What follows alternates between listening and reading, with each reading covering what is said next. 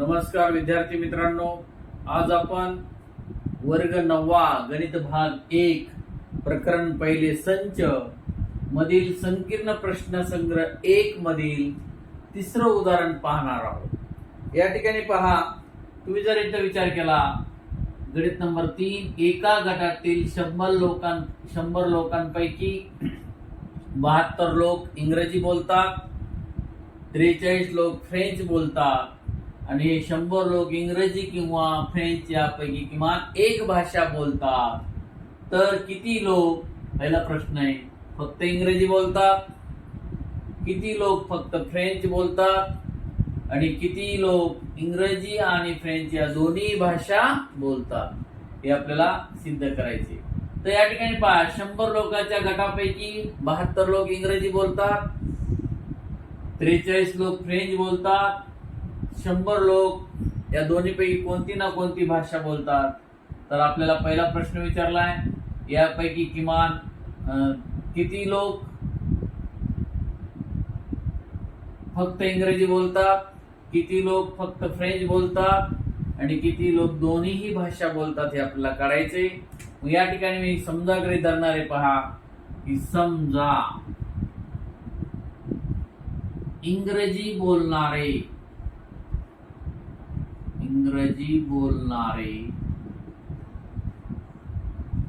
लोक इंग्रजी बोलणाऱ्या लोकांची संख्या, इंग्रजी बोलणाऱ्या लोकांची संख्या म्हणजेच नंबर ऑफ ए गृहीत धरणार आहे मी, ते किती आहे? 72। इंग्रजी बोलणाऱ्या लोकांची संख्या नंबर ऑफ ए बरोबर 72। फ्रेंच बोलणाऱ्या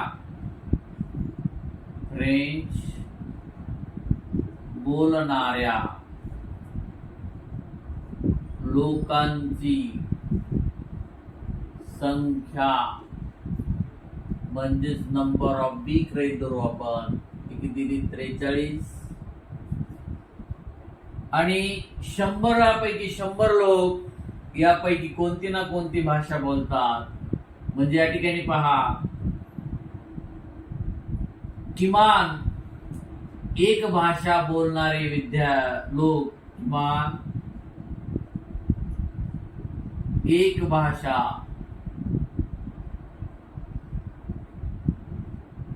एक भाषा बोलणाऱ्या लोकांची संख्या म्हणजेच नंबर ऑफ ए युनियन बी बरोबर काय घेऊ आपण? 100 आहे। लक्षात घ्या, किमान एक भाषा बोलणाऱ्या लोकांची संख्या म्हणजे नंबर ऑफ ए युनियन बी आपण 100 घेतलेले आहे। इंग्रजी बोलणाऱ्या लोकांची संख्या नंबर ऑफ ए बरोबर 72 घेऊ। फ्रेंच बोलणाऱ्या लोकांची संख्या नंबर ऑफ बी बरोबर आहे 43 घेऊ आणि किमान एक भाषा बोलणाऱ्या लोकांची संख्या नंबर ऑफ ए युनियन बी बरोबर 100 घेऊ। तर या ठिकाणी आपल्याला दोन्हीही भाषा बोलणाऱ्या लोकांची संख्या काढायची, म्हणजे छेदसंच घ्यायचा आहे। दोन्हीही भाषा बोलणाऱ्या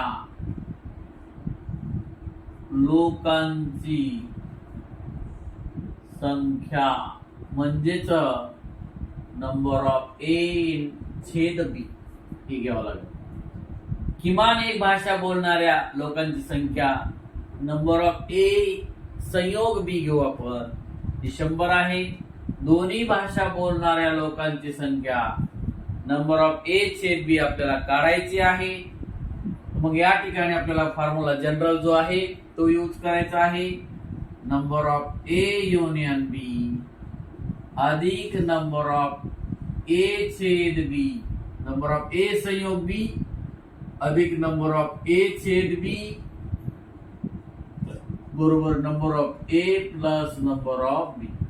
अशा प्रकारे आपण सूत्र घेतलेलं आहे। त्यामध्ये ए युनियन बी ची किंमत आपल्याकडे 100 आहे, ती घेऊ। प्लस ए छेद बी ची किंमत आपल्याला काढायची आहे. ए संचामधले घटक म्हणजे इंग्रजी बोलणारे 72 आहेत. बी संचाचे घटक म्हणजे फ्रेंच बोलणारे 73 आहे 43 आहेत. या दोघांची बेरीज करू आपण. म्हणजे त्या ठिकाणी पहा ए छेद बी बरोबर आहे 3 आणि 2 5 7 आणि 4 11 म्हणजे 115 अधिकचा 100 इकडे गेल्यानंतर उणे झाला. म्हणजेच नंबर ऑफ ए छेद बी बरोबर आहे 15. म्हणजे दोन्ही पण भाषा बोलणारे जे आहेत ते आपल्याकडे किती आले 15. इथं आपण लिहू शकतो दोन्हीही भाषा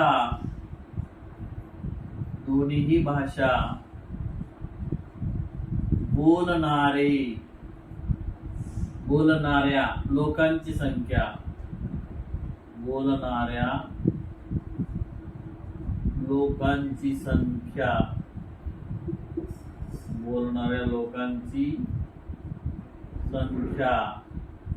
बरोबर 15 घेऊ आपण. त्याचबरोबर आपल्या शेवटच्या प्रश्नाचं उत्तर आलेलं आहे. त्यामध्ये आपल्याला पुन्हा विचारले फक्त इंग्रजी बोलणाऱ्या लोकांची संख्या जर काढायची असेल तर एकूण इंग्रजी बोलणारे 72 आहेत. त्यातून कॉमन दोन्ही भाषा बोलणारे काय करू आपण वजा करू. म्हणजे फक्त इंग्रजी बोलणारे लोक मिळतील. फक्त इंग्रजी बोलणारे लोक. तो एकूण इंग्रजी बोलणारे आपल्याकडे 72 होते. त्याच्यामधून दोन्ही भाषा बोलणारे 15 आपण वजा करू. म्हणजे फक्त इंग्रजी बोलणारे लोक आपल्याला मिळतील. 12 मधून 5 गेले 7 राहिले हाताला 1 1 आणि 1 2 7 मधून 2 गेले किती राहिले 5. 57 विद्यार्थी असे आहेत ते फक्त इंग्रजी बोलतात. आता नंतर फक्त फ्रेंच बोलणारे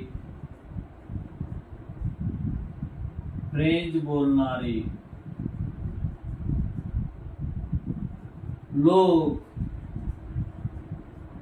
फ्रेंच बोलणारे एकूण लोक 43 आहेत. 43 मधून 15 आपण वजा करू. म्हणजे फक्त इंग्रजी बोलणारे लोक आपल्याला मिळतील. पहा या ठिकाणी 13 मधून 5 गेले 8 राहिले हाताला 1 1 आणि 1 2 4 मधून 2 गेले 2 राहिले. म्हणजे 28 विद्यार्थी 28 लोक असे आहेत की ते फक्त इंग्रजी बोलतात. विद्यार्थी मित्रांनो अशा प्रकारे आपण गणित नंबर 3 संपलेला आहे.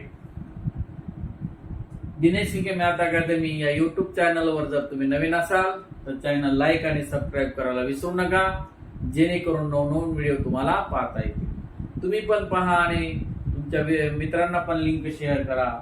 जेणेकरून जास्तीत जास्त विद्यार्थ्याला याचा फायदा होईल. यानंतर आपण गणित नंबर 4 पाहणार आहोत. गणित नंबर 4 मध्ये आपल्याला असं दिले पहा की गणित नंबर 4 मध्ये काय काय दिलेले पहा. सर्वांनी गणित नंबर 4 काढा. त्यामध्ये आपल्याला असं दिलेलं आहे की पार्थने वृक्ष संवर्धन सप्ताहामध्ये 70 झाडे लावली. प्रज्ञाने 90 झाडे लावली. त्यापैकी 25 झाडे दोघांनी मिळून लावली. तर पार्थ किंवा प्रज्ञा यांनी एकूण किती झाडे लावली. 4 नंबरच्या गणितामध्ये दिलेले आपल्याला पार्थने वृक्ष संवर्धन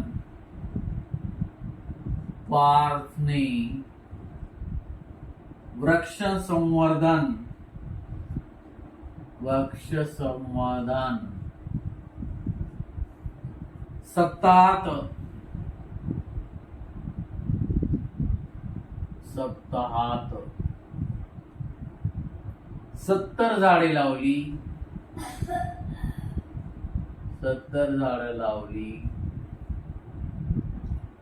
तर प्रज्ञाने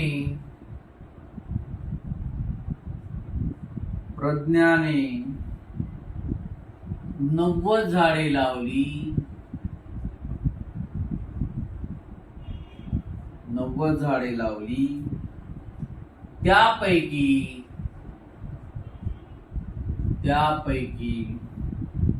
25 झाडे दोघांनी मिळून लावली. 25 झाडे दोघांनी मिळून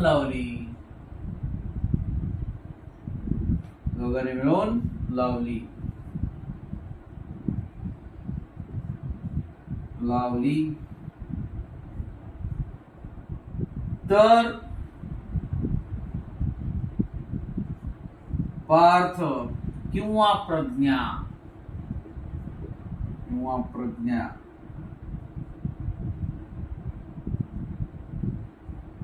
यांनी एकूण किती झाडे लावली?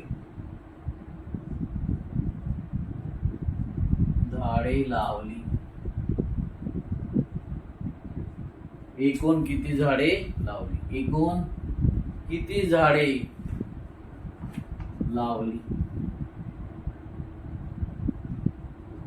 गणित व्यवस्थित वाचा विद्यार्थी मित्रांनो. आपल्याला या ठिकाणी काय सांगितलेले? पार्थने वृक्ष संवर्धन सप्ताहात 70 झाडं लावली. तर प्रज्ञाने 90 झाडे लावली. त्यापैकी 25 झाडे दोघांनी मिळून लावलेली आहेत.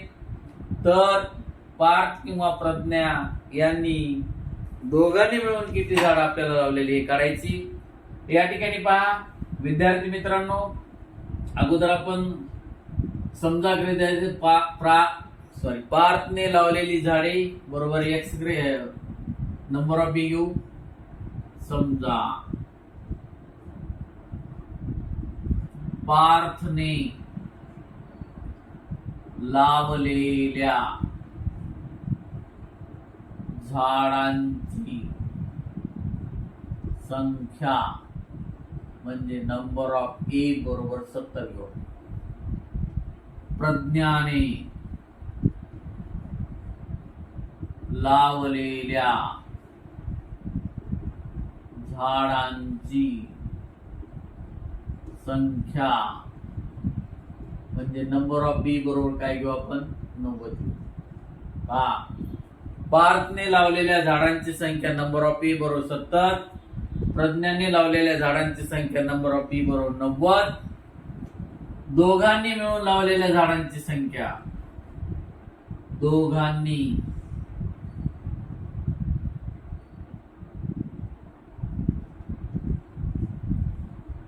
मिळून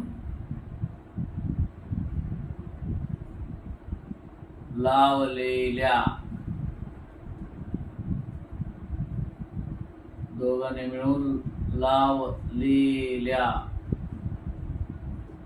झाडांची संख्या दोघांनी मिळून असल्यामुळे कॉमन आहे. ए छेद बी घ्या बरोबर त्याची किंमत काय पहा 25. दोघांनी मिळून किती लावलेली आहेत? 25 झाडं लावलेली आहेत. मग आता पहा आपल्याला पार्थ किंवा प्रज्ञा यांनी एकूण किती झाडं हे लावलेली काढायचे आहेत. मग या ठिकाणी पार्थ किंवा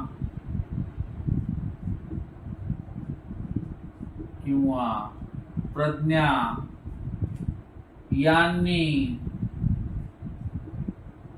एकूण किती झाडे लावली? एकूण लावलेली झाडे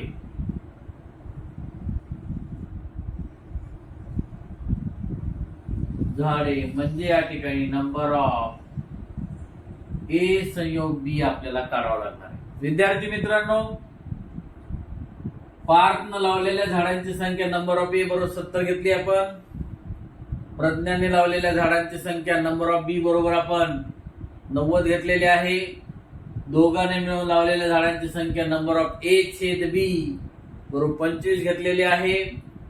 आणि पार्थ किंवा प्रज्ञा यांनी एकूण लावलेली झाडे नंबर ऑफ संयोग संच घेतला. इथं कॉमन तिथे घेतला. मग पुन्हा तेच सूत्र वापरायचं आपल्याला या ठिकाणी.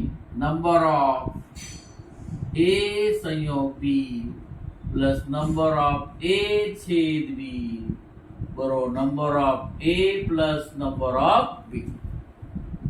ए संयोग बी ची किंमत आपल्याला काढायची आहे.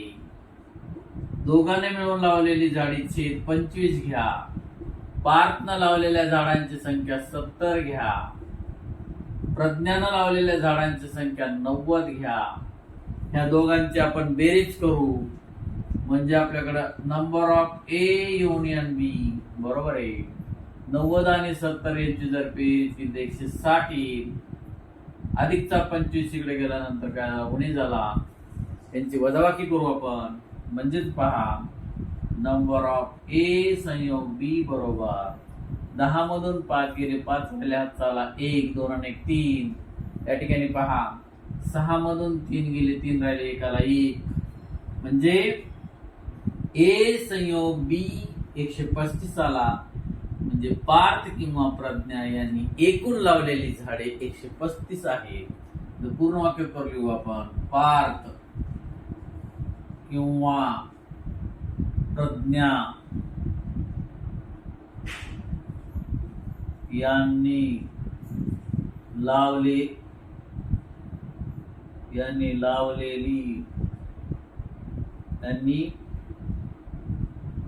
एकूण लावलेली झाडे बरोबर 135. अशा प्रकारे विद्यार्थी मित्रांनो आपण पार्थ किंवा प्रज्ञा यांनी लावलेली झाडं काढलेली आहेत. ती 135 आहे. किंवा शब्द आला तर संयोग घ्या. दोघांनी मिळून म्हणलं की छेद घ्या हे लक्षात घ्या गणितामध्ये. अशा प्रकारे आपलं गणित नंबर 4 संपलेला आहे. यानंतर आपण गणित नंबर 5 पाहणार आहोत.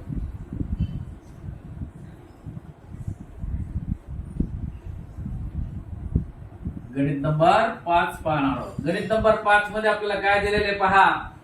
तुम्ही जर या ठिकाणी विचार केला तर गणित नंबर 5 असं दिलेलं आहे आपल्याला. गणित नंबर 5 या ठिकाणी आपल्याला दिलेलं आहे. जर 5 नंबरला जर नंबर ऑफ ए म्हणजे 20 ए संचामध्ये 20 आहेत घटक. नंबर ऑफ बी बरोबर 28 व नंबर ऑफ ए युनियन बी संयोग 36 दिलेले आहेत आपल्याला. आणि आपल्याला तर नंबर ऑफ ए छेद बी आपल्याला काढायचं. आपल्याला काय करायचंय काढायचं. अशा प्रकारे पहा नंबर ऑफ ए 20 म्हणजे ए संचामध्ये 20 घटक आहेत. बी संचामध्ये 28 घटक आहेत. ए संयोग बी याच्यामध्ये 36 घटक आहेत. आणि आपल्याला छेद संच काढायचा आहे. त्याकरता परत तोच जनरल फॉर्म्युला आपण यूज करू. Number of A union B plus number of A छेद बी बरोबर आहे number of A plus number of B. विद्यार्थी मित्रांनो ज्या ज्या किमती माहिती आहेत त्या ठेवून द्या आणि करत चला पुढे. ए युनियन बी ची किंमत माहिती आहे आपल्याला संयोगची 36. ए संयोग बी 36 आहे. नंबर ऑफ ए छेद बी आपल्याला काढायचा आहे. नंबर ऑफ ए ची किंमत 20 आहे. त्याचबरोबर नंबर ऑफ बी ची किंमत आपल्याकडे 28 आहे. या दोघांची बेरीज करू आणि या दोघांची जर बेरीज केली तर नंबर ऑफ ए छेद बी हे आपल्याला काढायचे. 48 मध्ये अधिक 36 इकडे गेल्यानंतर उणे झाला वजा होईल म्हणजे नंबर ऑफ ए छेद बी बरोबर आहे. 8 मधून 6 गेले 2 राहिले एकाला 1. अशा प्रकारे ए छेद बी ची किंमत आपल्याला मिळालेली आहे. विद्यार्थी मित्रांनो गणित नंबर 5 च्या बाबतीत जर विचार केला तर आपल्याला काय काय दिलेलं आहे पहा की या ठिकाणी नंबर ऑफ ए युनियन बी ची किंमत म्हणजे नंबर ए संचामध्ये 20 घटक दिलेले आहेत. बी संचामध्ये 28 घटक दिलेले आहेत. त्याचबरोबर ए संयोग बी मध्ये 36 दिलेले आहेत आणि ए छेद बी ची किंमत आपल्याला काढायची. अशा प्रकारे आपण हे सॉल्व्ह केलेलं आहे. म्हणजेच आपलं गणित नंबर 5 या ठिकाणी संपलेला आहे. आता आपण गणित नंबर 6 पाहणार आहोत. गणित नंबर 6 मध्ये काय दिलेले पहा. गणित नंबर 6 या ठिकाणी आपल्याला काय काय दिलेलं आहे. तुम्ही जर या ठिकाणी विचार केला गणित नंबर 6 मध्ये एका वर्गातील 28 विद्यार्थ्यांपैकी 8 विद्यार्थ्याच्या घरी फक्त कुत्रा पाळतात. एका वर्गातील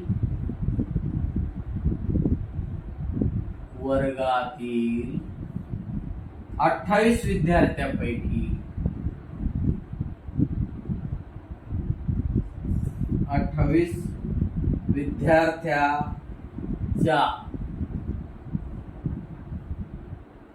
विद्यार्थ्यांपैकी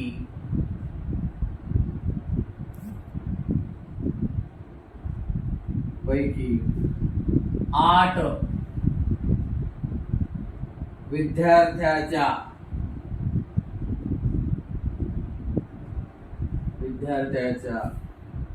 घरी 8 विद्यार्थ्याच्या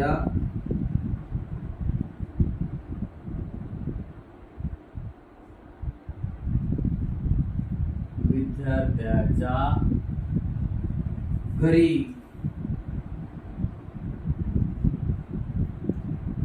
फक्त कुत्रा पाळतात.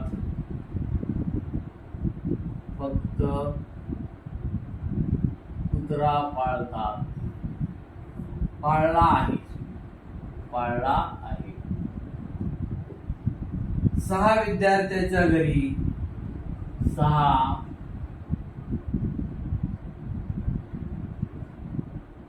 विद्यार्थ्याच्या घरी फक्त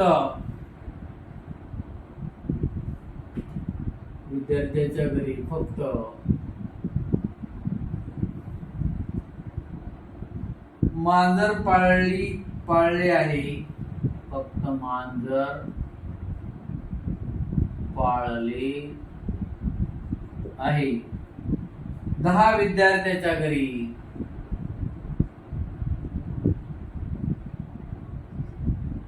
10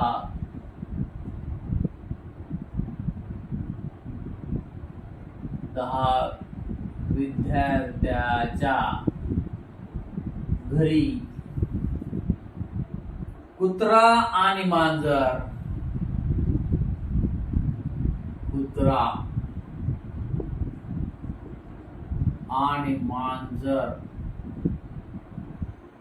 दोन्हीही पाळले आहे.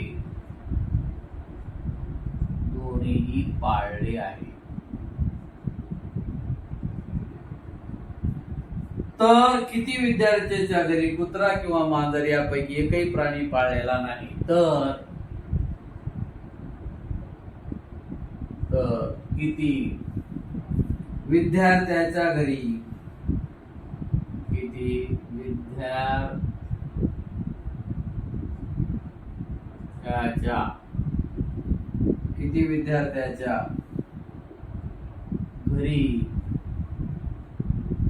कुत्रा किंवा मांजर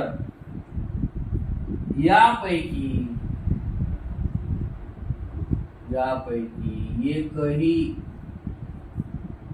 प्राणी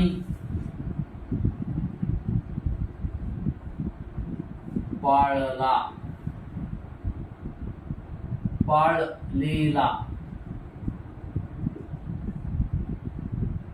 नाही.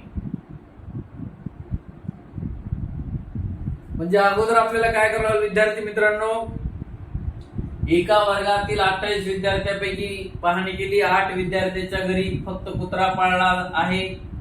6 विद्यार्थ्याच्या घरी फक्त मांजर पाळले आहे. 10 विद्यार्थ्याच्या घरी कुत्रा किंवा आणि मांजर दोन्ही पाळले आहे. तर किती विद्यार्थ्याच्या घरी कुत्रा किंवा मांजर यापैकी एकही प्राणी पाळलेला नाही. मग कुत्रा पाळलेले विद्यार्थी आपल्याला गृहीत धरायची. फक्त शब्द असल्यामुळं या ठिकाणी कुत्रा पाळलेले विद्यार्थी जर करायचं असेल तर फक्त मध्ये दोन्ही पाळलेले मिळवायचे, म्हणजे 18 8 अधिक 10 म्हणजे 18 येईल. या ठिकाणी पहा, असं समजा कुत्रा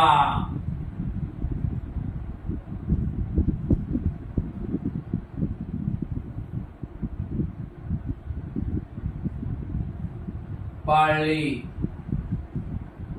जाणाऱ्या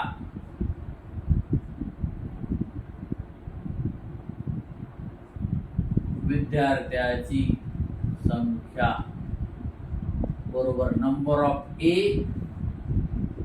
याच्यामध्ये आपल्याला फक्त कुत्रा पाळणारे किती 8 आहे, त्याच्यामध्ये कॉमन मिळवावं लागतील, म्हणजे आपल्याकडे उत्तर येईल कुत्रा पाळणारे एकूण किती झाले 18.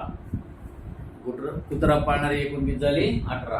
कारण लक्षात घ्या विद्यार्थी मित्रांनो, या ठिकाणी आपल्याला कुत्रा पाळले जाणाऱ्या विद्यार्थ्यांची संख्या नंबर ऑफ ए, फक्त कुत्रा पाळणारे 8 आहे, त्याच्यामध्ये कॉमन मिळवू म्हणजे कुत्रा पाळणारे विद्यार्थी मिळतात, ते 18 आहेत. पुन्हा मांजर पाळले जाणाऱ्या विद्यार्थ्यांची संख्या, पाळले जाणाऱ्या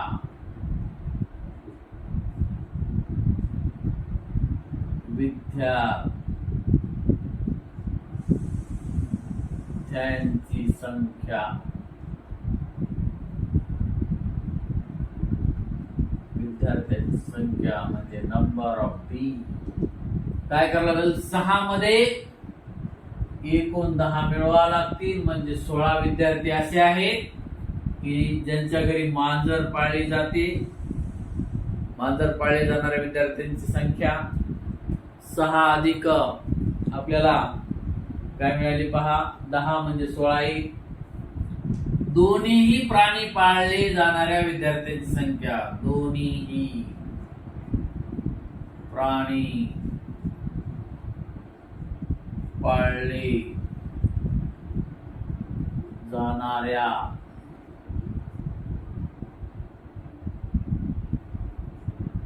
विद्यार्थ्याची संख्या म्हणजे नंबर ऑफ ए छेद बी बरोबर 10 घ्यावा लागेल. पहा, संख्या नंबर ऑफ ए छेद बी बरोबर काय 10 आहे, दोन्ही आहे. आता या ठिकाणी आपल्याला काय करावं लागेल, कमीत कमी एक प्राणी पाळणाऱ्या विद्यार्थ्याची संख्या म्हणजे संयोग संच घ्यावा लागेल. कमीत कमी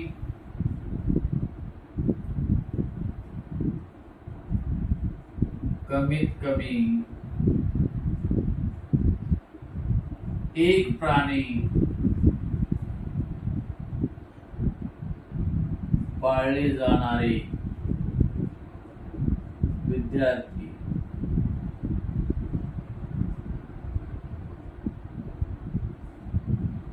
म्हणजे नंबर ऑफ ए युनियन बी घ्यावा लागला. हे आपल्याला काढायचं. पुन्हा तोच फॉर्म्युला यूज करायचा आपल्याला.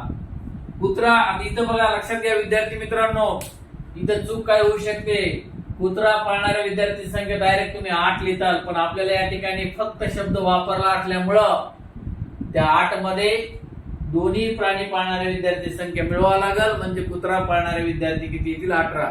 कारण कुत्रा पाळणाऱ्या विद्यार्थ्यांमध्ये 2 प्रकारचे विद्यार्थी, एक फक्त कुत्रा पाळणारे किंवा दोन्ही पाळणारे येते, त्यामुळे कॉमन 8 10 मिळवले आपण.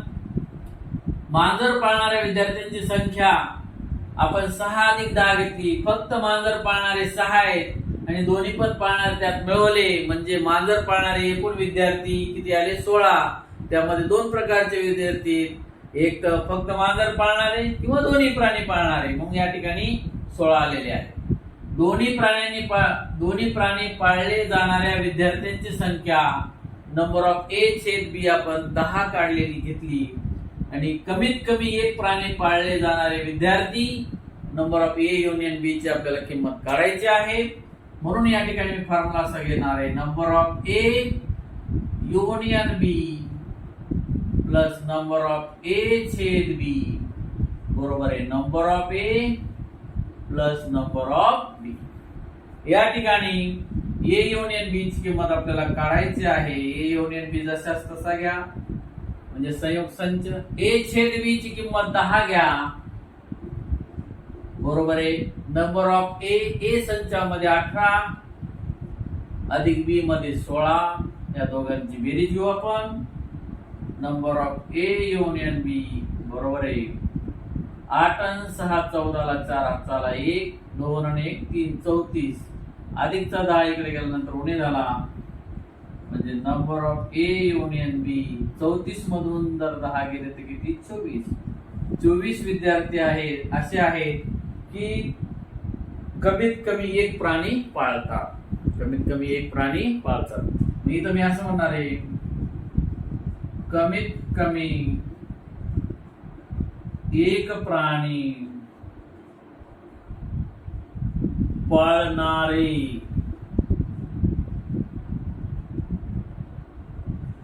विद्यार्थी बरोबर 24 आणि एकही प्राणी न पाळणारे विद्यार्थी काढायचे असतील तर एकूण विद्यार्थी आपल्याकडे 28 आहेत. त्यामधून कमीत कमी एक प्राणी पाळणारे विद्यार्थी 24 वजा करू म्हणजे एकही प्राणी न पाळणारे विद्यार्थी मिळतील.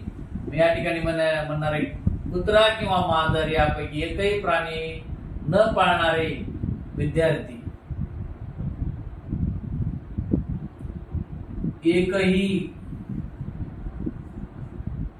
एकही प्राणी न पाळणारे विद्यार्थी 28 मधून 24 वजा करू 4 विद्यार्थी असे आहेत जे एकही प्राणी पाळत नाही. विद्यार्थी मित्रांनो अशा प्रकारे अतिशय महत्वाचं 6वं गणित आपलं संपलेलं आहे. दिनेश कके मॅथ अकादमी या युट्यूब चॅनलवर जर तुम्ही नवीन असाल तर चॅनल लाईक आणि सबस्क्राईब करायला विसरू नका जेणेकरून नवनवीन व्हिडिओ तुम्हाला पाहता येतील. यानंतर आपण गणित नंबर 7 पाहणार आहोत. प्रश्न क्रमांक 7. प्रश्न क्रमांक 7 मध्ये काय दिले पहा.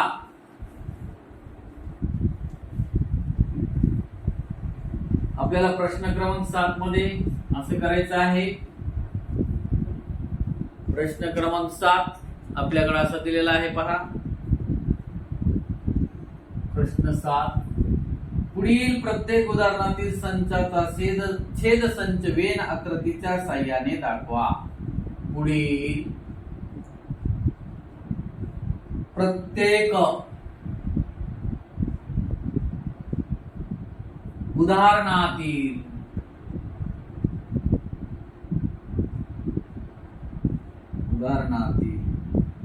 संचाचा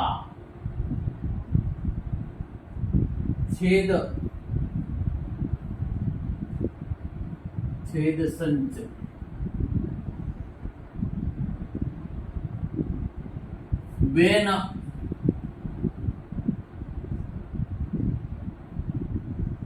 वेन आकृतीने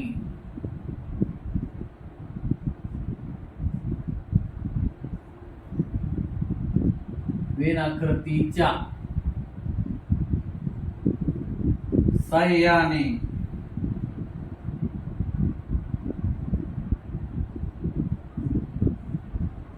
दाखवा. पहा 7वा प्रश्न असा दिलेला आपल्याला. पुढील प्रत्येक उदाहरणातील संचाचा छेद संच वेन आकृतीच्या साहाय्याने दाखवा. या ठिकाणी पहा तुम्ही जर इथे विचार केला तर आपल्याला गणित नंबर 1 असं दिलेला आहे. ए 3, 4, 5, 7. बी याच्यात दिलेला आहे पहा 1, 4, 8.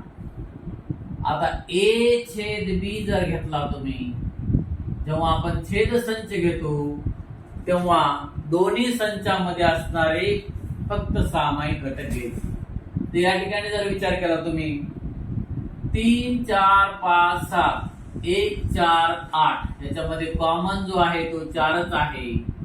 म्हणजे या ठिकाणी छेद संच 4 आलेला आहे.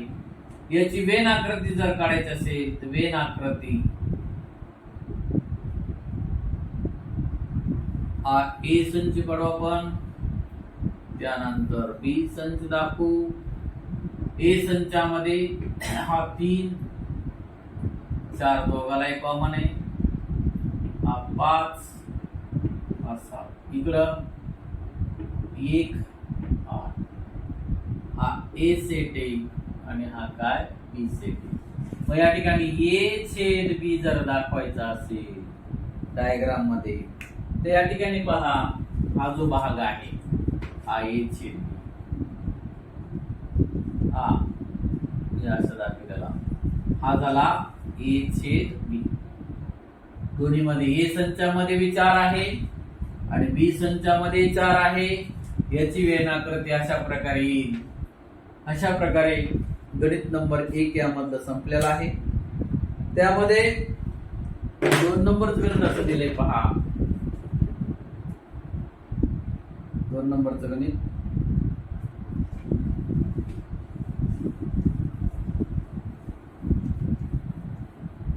गणित नंबर 2 या ठिकाणी असं दिलेलं आहे. Number 2 P set A B C E आणि एफ दिलेला आहे. Q set L comma M comma N comma E comma B असं दिलेलं आहे. आणि याच्यामध्ये पी छेद क्यू आपल्याला काढायचा आहे. दोन्ही मध्ये असणारे कॉमन सेट पहा. हा प्रश्न दिलेला आहे, याचं उत्तर इथं काढायचं आपल्याला. दोन्ही मध्ये कॉमन असणारे पहा हा बी आणि हा बी आहे आणि हा ई आणि ई. छेद संच म्हणजे की दोन्ही संचामध्ये असणारे सारखे घटक घ्यायचे. तर हा बी एक आहे आणि या ठिकाणी ई एक आहे. दोन्ही संचामध्ये सारखे असणारे घटक घेतले आपण. त्यानंतर काय करायचं पहा, याची वेन आकृती काढायची. वेन आकृती काढते अगोदर आपण ए संच घेऊ, त्यानंतर बी संच घेऊ. ए संचामध्ये घटक दाखवू, बी संचामध्ये घटक. ए संचामध्ये घटक कोणते? ए बी दोन्हीला कॉमन असल्यामुळे सी ही दोन्हीला कॉमन आहे म्हणजे यामध्ये आणि A B C E F. A संच असा हा. बी संच म्हणजे हा एल एम एन ई आणि बी म्हणजे हा बी संच. आणि दोन्ही संचामध्ये कॉमन असणारा घटक म्हणजे हा आहे पहा. या ठिकाणी ए छेद बी इज इक्वल टू हा हिची सूची असेल. आता आपल्याला भाग जो आहे हा ए. अशा प्रकारे वेन आकृती आपली दुसऱ्या गणिताची पण झालेली आहे 7व्या प्रश्नामध्ये. त्यानंतर तुम्ही या ठिकाणी पहा 8वा प्रश्न पाहणार आहोत. 8व्या प्रश्नामध्ये काय काय दिले ते पाहू आपण. सॉरी 7व्या मध्ये तिसरं गणित पाहणार आहोत. या ठिकाणी 7व्या मध्ये तिसरं गणित आपल्याला असं दिलेलं आहे पहा.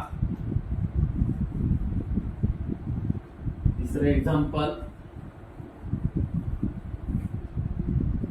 7व्या मध्ये तिसरं एक्झाम्पल आपल्याला असं दिलेलं आहे. नंबर 3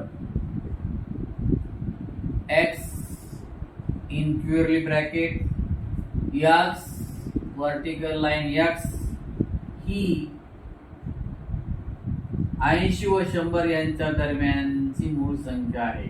80 व 100 यांच्या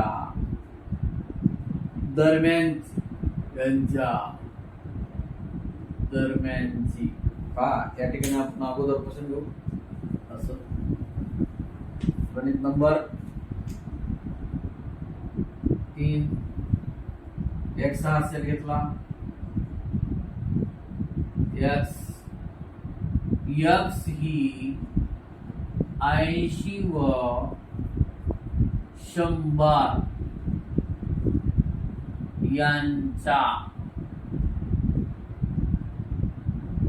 दरम्यानची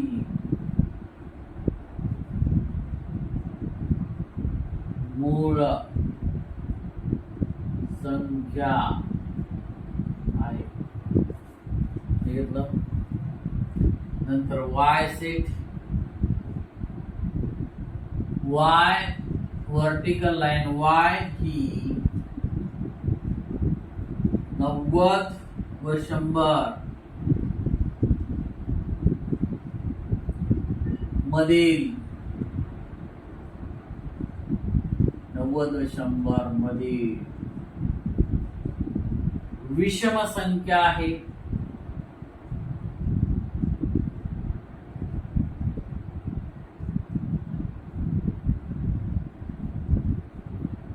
व 100 मधील विषम संख्या आहे. पहा, या ठिकाणी जर विचार केला विद्यार्थी मित्रांनो, x 80 आणि 100 यांच्या दरम्यानची विषम संख्या आहे. त्याचबरोबर y हा सेट, y ही 90 आणि 80 आणि 100 यांच्या दरम्यानची मूळ संख्या आहे. सॉरी, y 90 आणि 100 मधील मूळ 90 व 100 मधील मूळ संख्या आहे हे आपल्याला घ्यायचे. या ठिकाणी उत्तर लिहिते वेळेस मी अगोदर x सेट घेतो, 80 आणि 100 मधली मूळ संख्या 83. मूळ संख्या कशाला म्हणतो? आपल्याला ज्या संख्येला स्वतः व्यतिरिक्त दुसऱ्या कोण्या संख्येने भाग जात नाही अशा संख्या. 83. पुन्हा इथे जर विचार केला 83, 81 येत नाही कारण 81 ला भाग जातो, 82 ला जातो, 83 ला नाही जात, 85 ला जातो, 86 ला भाग जातो, 87 ला पण जातो, 88 ला पण जातो, 89, 90 ला जातो, 91 ला जातो, 92 ला जातो, 93 ला जातो, 94 ला जातो, 97, 98 ला पण जातो, 99 ला पण जातो आणि 100 ला जातो. अशापैकी आपल्याला 3 संख्या मिळालेल्या आहेत. एक 81 नाही, 9 81 भाग जातो, 82 नाही, 83 आहे, 84 नाही, 85 नाही, 86 नाही, 87 नाही, 88 नाही, 89, 90 नाही, 91 ला भाग जातो, 92 नाही, 93 ला भाग जातो, 94 ला जातो, 95 ला जातो, 96 ला जातो, 97 एक घेतले. हा झाला x सेट. y सेट म्हणजे 90 आणि 100 मधल्या विषम संख्या. 90 आणि 100 विषम संख्या कशाला म्हणतो आपण? ज्या संख्येला 2 ने निशेष भाग जात नाही अशा संख्या म्हणजे विषम संख्या. मग 90 च्या नंतर 91 घेऊ आपण. 92 समसंख्या आहे. समसंख्या कशाला म्हणायचं? ज्या संख्येच्या एकक स्थानी 2, 4, 6, 8 अशा संख्या आहेत अशा संख्येला आपण समसंख्या म्हणतो. आणि विषम संख्या कशाला म्हणतो? ज्या संख्येच्या एकक स्थानी 1, 3, 7, 5, 9 एवढे अंक आहेत अशाला आपण विषम संख्या म्हणतो. या ठिकाणी 91 आली, 92 नाही, 93 आली, 94 नाही, 95 आली, 96 नाही, 97 आली, 98 नाही, 99 आली. अशा प्रकारे या विषम संख्या आहेत. म्हणजे त्या ठिकाणी पहा, यांचा आपल्याला काय घ्यायचा आहे? छेद संच घ्यायचा आहे. x छेद y. या दोन्ही मध्ये असणारे कॉमन घटक बघू आपण. हा 83 नाही, याच्यात 89 पण नाही, कॉमन फक्त कोणता आहे? 97. आता याची वेन आकृती काढायची आपल्याला विद्यार्थी मित्रांनो. वेन आकृती जर काढायची असेल तर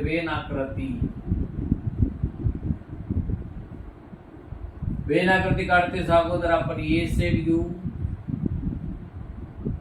नंतर बी सेट घेऊ, ए सेट. ए मध्ये असणारे घटक 83, 89, 93, 97 आणि इथे 89.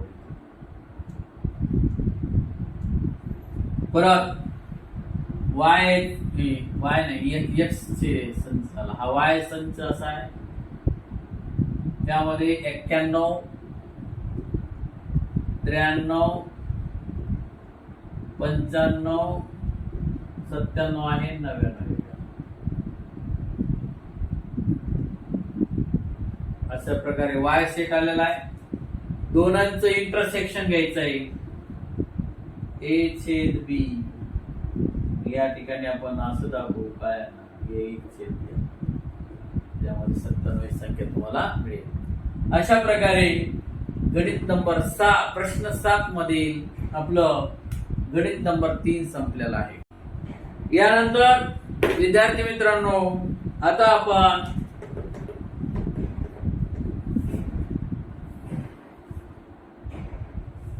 गणित नंबर 8 पाहणार आहोत.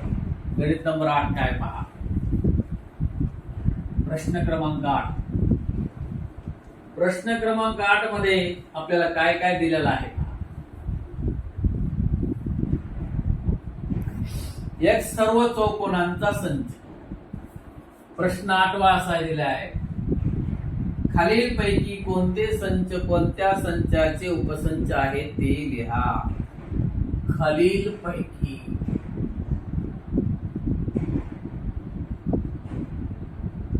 कोणते संच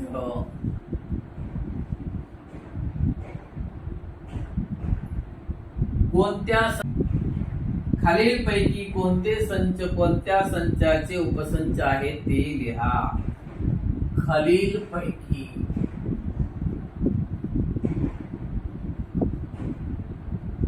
कोणते संच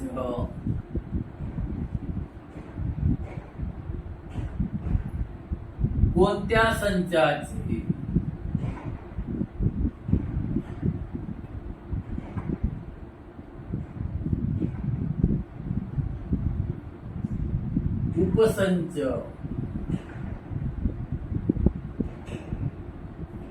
उपसंच आहेत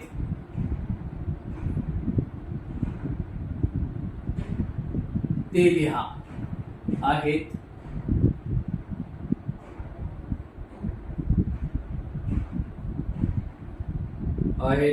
ते लिहा.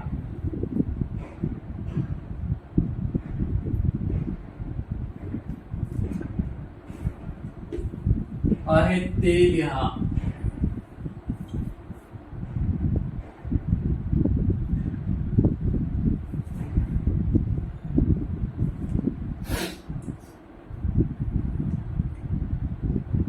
एक्स म्हणजे सर्व चौकोनांचा संच. सर्व चौकोनांचा संच. वाय म्हणजे समभुज चौकोनांचा संच. यस मध्ये सर्व चौरसांचा संच. टी म्हणजे सर्व समांतर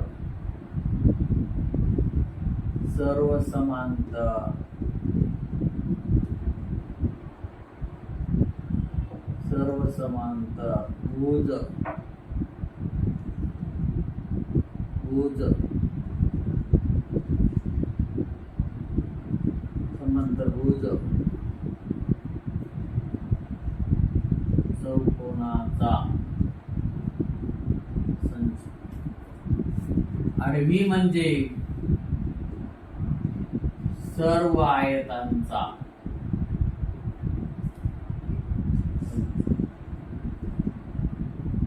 आता पहा, पहिल्या याच्यामध्ये आपण काय म्हणलो, या ठिकाणी पहा, एक्स म्हणजे सर्व चौकोनांचा संच.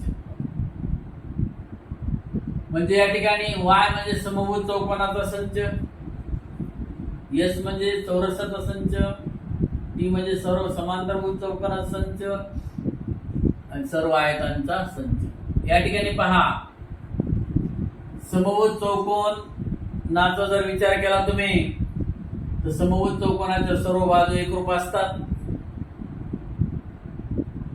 चौरस जर विचार केला, चौरसाच्या सर्व बाजू एकरूप असून प्रत्येक कोन 90 चा असतो। समांतरभुज चौकोनाचा जर विचार केला तर समोरासमोरच्या बाजू समांतर असतात आणि एकरूप असतात। आयताचा जर विचार केला तर आयताचा संच म्हणजे समोरासमोरच्या बाजू एकरूप असून प्रत्येक कोन काय असतो 90 अंशाचा असतो। तर या ठिकाणी पहा, सर्वप्रथम उत्तर लिहिते वेळेस तुम्ही असं म्हणू शकता, y हा उपसंच आहे x चा,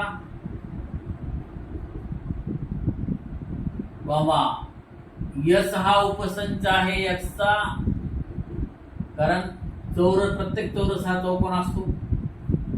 T हा उपसंच आहे कशाचा, T हा उपसंच आहे x चा, प्रत्येक समांतरभुज चौकोनाला आपण चौकोनच म्हणतो। पुन्हा V हा उपसंच आहे x चा, हे लक्षात। प्रत्येक हे चौरस, समांतरभुज चौकोन, समभुज चौकोन आहेत, हे काय चौकोन आहे, चौकोनाचे प्रकार आहेत, है ना। म्हणून हे सगळे x चे काय उपसंच। आता प्रश्न बाकीच्याचा बघू आपण। समभुज चौकोनाच्या सर्व बाजू एकरूप असतात। समांतरभुज चौकोनाच्या समोरासमोरच्या बाजू एकरूप असतात, म्हणजे प्रत्येक समभुज चौकोन हा समांतरभुज चौकोन असू शकतो। म्हणून y हा उपसंच आहे कशाचा, T चा। त्याचबरोबर तुम्ही जर पण प्रत्येक समांतरभुज चौकोन हा समभुज चौकोन असू शकत नाही, कारण समांतरभुज चौकोनाच्या फक्त समोरासमोरच्या बाजू एकरूप असतात। चौरस आणि आयताच्या बाबतीत जर विचार केला तर आयताच्या सर्व बाजू, चौरसाच्या सर्व बाजू एकरूप असून प्रत्येक कोन 90 चा असतो। आयताच्या समोरासमोरच्या बाजू एकरूप असून प्रत्येक कोन 90 चा असतो। म्हणजे या प्रत्येक चौरसाला आपल्याला आयत म्हणता येईल, प्रत्येक चौरसाला काय म्हणता येईल, आपल्याला आयत म्हणता येईल, पण आयताला चौरस म्हणता येणार नाही। म्हणून या ठिकाणी आपल्याला असं म्हणता येईल की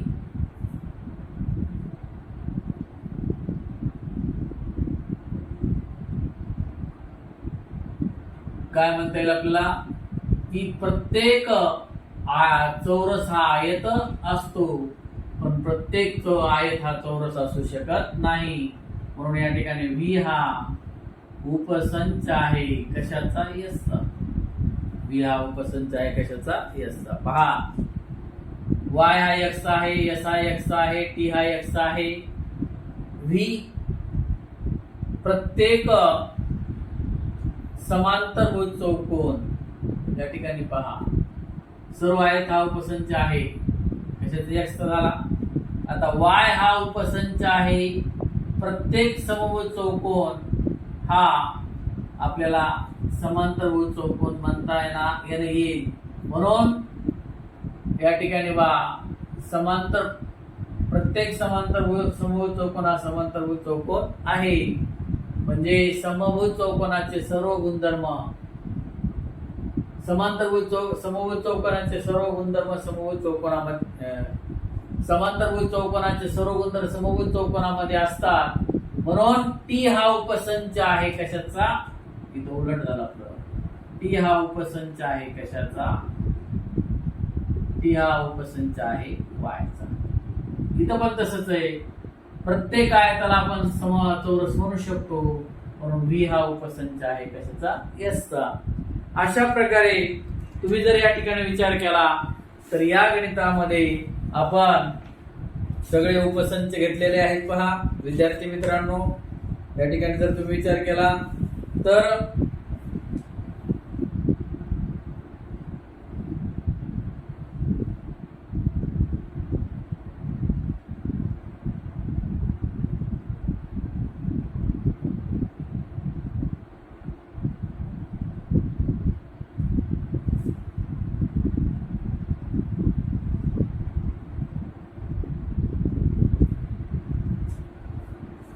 या ठिकाणी आपल्याला असं म्हणता येईल आणखी की S हा उपसंच आहे, यस हा उपसंच आहे कशाचा? 20 चा. प्रत्येक चौरसाला आपण आयत म्हणू शकतो.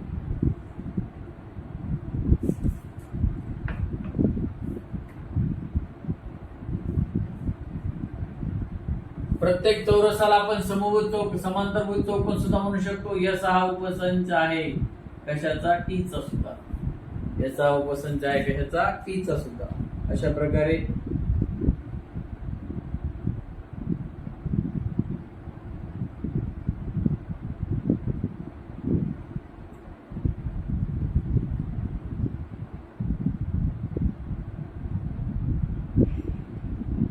या ठिकाणी विद्यार्थी मित्रांनो या ठिकाणी थांबू. दिनेश कमी आता कमी युट्यूब चॅनलवर तुम्ही नवीन असाल तर चॅनल लाईक आणि सबस्क्राईब करायला विसरू नका.